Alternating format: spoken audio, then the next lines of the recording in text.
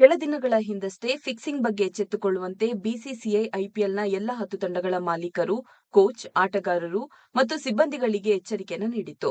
ಇದೀಗ ರಾಜಸ್ಥಾನ್ ರಾಯಲ್ಸ್ ತಂಡದ ವಿರುದ್ಧ ಫಿಕ್ಸಿಂಗ್ ಆರೋಪ ಕೇಳಿಬಂದಿದೆ. ಲಕ್ನೋ ಸೂಪರ್ ಜೈಂಟ್ಸ್ ವಿರುದ್ಧದ ಪಂದ್ಯದಲ್ಲಿ ರಾಜಸ್ಥಾನ್ ತಂಡ ಆಘಾತಕಾರಿ ಸೋಲನ್ನ ಕಂಡಿತ್ತು. ಇದರ ಬೆನ್ನಲ್ಲೇ ರಾಜಸ್ಥಾನ್ ಕ್ರಿಕೆಟ್ ಅಸೋಸಿಯೇಷನ್ನ ತಾತ್ಕಾಲಿಕ ಸಮಿತಿ ಸಂಚಾಲಕ ಜೈದೀಪ್ ಬಿಹಾನಿ ಅವರು ತಂಡದ ವಿರುದ್ಧ ಮ್ಯಾಚ್ ಫಿಕ್ಸಿಂಗ್ ಆರೋಪವನ್ನ ಮಾಡಿದ್ದಾರೆ. ಇದೀಗ ಈ ಸುದ್ದಿ ಕ್ರಿಕೆಟ್ ವಲಯದಲ್ಲಿ ಭಾರೀ ಸಂಚಲನವನ್ನ ಮೂಡಿಸಿದೆ.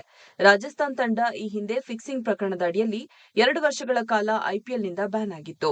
ಲಕ್ನೋ ವಿರುದ್ಧದ ಪಂದ್ಯದಲ್ಲಿ ರಾಜಸ್ಥಾನ್ ತಂಡಕ್ಕೆ ಗೆಲುವು ಸಾಧಿಸಲು ಕೇವಲ 9 ರನ್ಗಳ ಅಗತ್ಯವಿತ್ತು. ಕೈಯಲ್ಲಿ 6 ವಿಕೆಟ್ಗಳಿದ್ದವು. ಆದರೆ ಎಲ್ಲರಿಗೂ ಆಶ್ಚರ್ಯವಾಗುವಂತೆ ರಾಜಸ್ಥಾನ್ ಈ ಮೊತ್ತವನ್ನ ಬಾರಿಸಲಾಗದೆ 2 ರನ್ಗಳ ವೀರೋಚಿತ ಸೋಲನ್ನ ಕಂಡಿತು. ಇದಕ್ಕೂ ಮುನ್ನ ಡೆಲ್ಲಿ ವಿರುದ್ಧದ ಪಂದ್ಯವನ್ನ ಕೂಡ ಇದೇ ರೀತಿಯಲ್ಲಿ ಕಳೆದುಕೊಂಡಿತ್ತು. ಈ ಹಿಂದೆ ಸಂದರ್ಶನವೊಂದರಲ್ಲಿ ಮಾತನಾಡಿದ ಬಿಹಾನಿ, ತಂಡಕ್ಕೆ ಗೆಲ್ಲಲು ಕೆಲವೇ ರನ್ಗಳ ಅಗತ್ಯವಿದ್ದರೂ ರಾಜಸ್ಥಾನ್ ಸೋಲು ಕಂಡಿತ್ತು.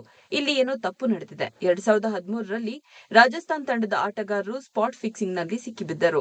ಇದೀಗ ಈ ಆವೃತ್ತಿಯಲ್ಲಿಯೂ ಫಿಕ್ಸಿಂಗ್ ನಡೆಸಿದಂತೆ ಕಾಣುತ್ತಿದೆ ಎಂದು ಬಿಹಾನಿ ಗಂಭೀರ ಆರೋಪವನ್ನು ಮಾಡಿದ್ದಾರೆ. ಇತ್ತೀಚೆಗೆ ಹೈದರಾಬಾದ್ನ ಉದ್ಯಮಿಯೊಬ್ಬರು ಮ್ಯಾಚ್ ಫಿಕ್ಸಿಂಗ್ಗೆ ಯತ್ನಿಸುತ್ತಿದ್ದು, ಪಂದ್ಯಾವಳಿಯಲ್ಲಿ ಭಾಗವಹಿಸುವುದರೊಂದಿಗೆ ಆಟಗಾರರೊಂದಿಗೆ ಮತ್ತು ಫ್ರಾಂಚೈಸಿ ಮಾಲಕರೊಂದಿಗೆ ಸ್ನೇಹ ಬೆಳೆಸಲು ಪ್ರಯತ್ನಿಸುತ್ತಿದ್ದಾರೆ ಎನ್ನಲಾಗಿತ್ತು. ಈ ಉದ್ಯಮಿಗೆ ಬುಕಿಗಳೊಂದಿಗೆ ಸಂಪರ್ಕವಿದೆ ಎಂದು ತಿಳಿದುಬಂದಿತ್ತು. ಈ ಹಿನ್ನೆಲೆಯಲ್ಲಿ ಎಚ್ಚೆತ್ತುಕೊಂಡಿರುವ ಬಿಸಿಸಿಐ ಎಲ್ಲಾ ತಂಡಗಳಿಗೆ ಎಚ್ಚರಿಕೆಯನ್ನು ನೀಡಿತ್ತು. 2013ರಲ್ಲಿ ಫಿಕ್ಸಿಂಗ್ ಪ್ರಕರಣದಲ್ಲಿ ಸಿಕ್ಕಿಬಿದ್ದಿದ್ದ ಶ್ರೀಶಾಂತ್, ಅಜಿತ್ ಚಾಂಡೀಲಾ, ಅಂಕಿತ್ ಚೌಹಾಣ್ ಬಂಧನಕ್ಕೊಳಗಾಗಿ ಐಪಿಎಲ್ನಿಂದ ನಿಷೇಧಕ್ಕೊಳಗಾಗಿದ್ದರು. ಬಳಿಕ 2016 ಮತ್ತು 2017ರ ಆವೃತ್ತಿಯಿಂದ ಚೆನ್ನೈ ಸೂಪರ್ ಕಿಂಗ್ಸ್ ಮತ್ತು ರಾಜಸ್ಥಾನ್ ರಾಯಲ್ಸ್ ತಂಡಗಳು 2 ವರ್ಷ ನಿಷೇಧ ಶಿಕ್ಷೆಗೆ ಗುರಿಯಾಗಿತ್ತು.